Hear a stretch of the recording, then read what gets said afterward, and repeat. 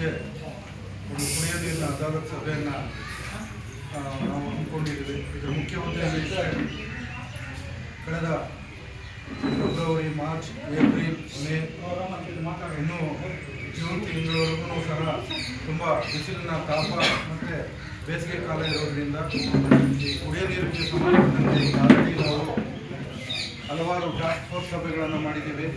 ಅದರಲ್ಲಿ ಮುಖ್ಯವಾಗಿ ಜಿಲ್ಲೆಯಲ್ಲಿ ಜಿಲ್ಲಾಧಿಕಾರಿಗಳ ನೇತೃತ್ವದಲ್ಲಿ, ತಾಲೂಕಿನಲ್ಲಿ ಗೌರವಾನ್ವಿತ ಮಾನ್ಯ ಶಾಸಕರ ನೇತೃತ್ವದಲ್ಲಿ, ಅದೇ ರೀತಿ ಗ್ರಾಮ ಪಂಚಾಯಿತಿಗಳಲ್ಲೂ ಸಹ ಹಲವಾರು ಕುಡಿಯುವ ನೀರಿನ ಸಭೆಗಳನ್ನು ಮಾಡಿದ್ದೀವಿ. ಅದಕ್ಕೆ ಮುಂದುವರೆದಂತೆ ಇವತ್ತು ಕುಡಿಯುವ ನೀರಿನ ಅದಾಲತ್ ಸಭೆಯನ್ನು ಸಹ ಮಾಡಬೇಕು ಅಂತೇಳಿ ಮಾನ್ಯ ಜಿಲ್ಲಾಧಿಕಾರಿಗಳು, ಮಾನ್ಯ ಮುಖ್ಯ ಕಾರ್ಯನಿರ್ವಾಹಕ ಅಧಿಕಾರಿಗಳು ಸೂಚನೆ ನೀಡಿರುತ್ತಾರೆ.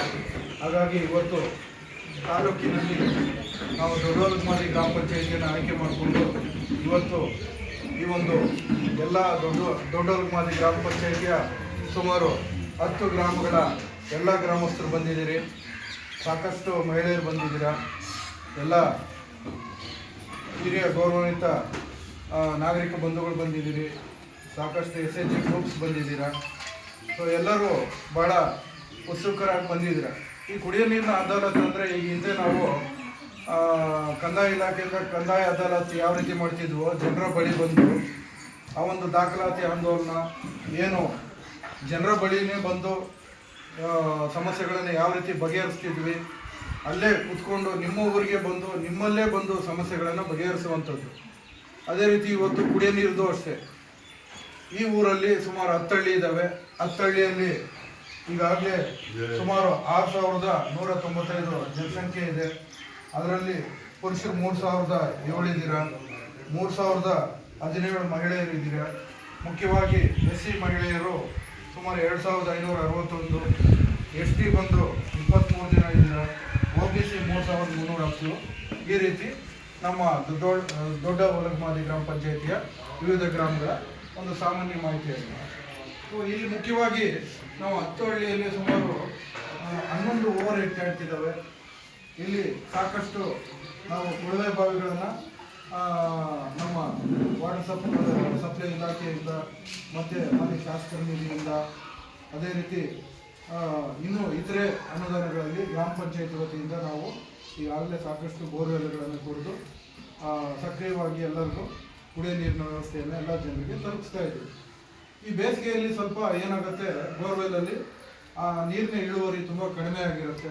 ಸೊ ಹಂಗಾಗಿ ನಾವೇನು ಮಾಡಬೇಕು, ಮುಂಜಾಗ್ರತೆಯಿಂದ ಹೆಚ್ಚು ನಾವು ಕುಡಿಯೋ ನೀರಿಗೆ ಸಂಬಂಧಪಟ್ಟಂಥ ಮೂಲಗಳು ನಮ್ಮಲ್ಲಿ ಯಾವುದಾದ್ರೂ ಕೆರೆ ಇದೆಯಾ, ಕುಂಟೆ ಇದೆಯಾ, ಗೋಕಟ್ಟೆ ಇದೆಯಾ, ಅಥವಾ ಇನ್ನೂ ಬೇರೆ ಬೇರೆ ರೀತಿಯಲ್ಲಿ ನಾವು ನೀರನ್ನು ಬಳಕೆ ಮಾಡುವಂಥ ಮೂಲಗಳನ್ನು ನಾವು ಪಟ್ಟಿ ಮಾಡ್ಕೊಂಡಿದ್ದೇವೆ.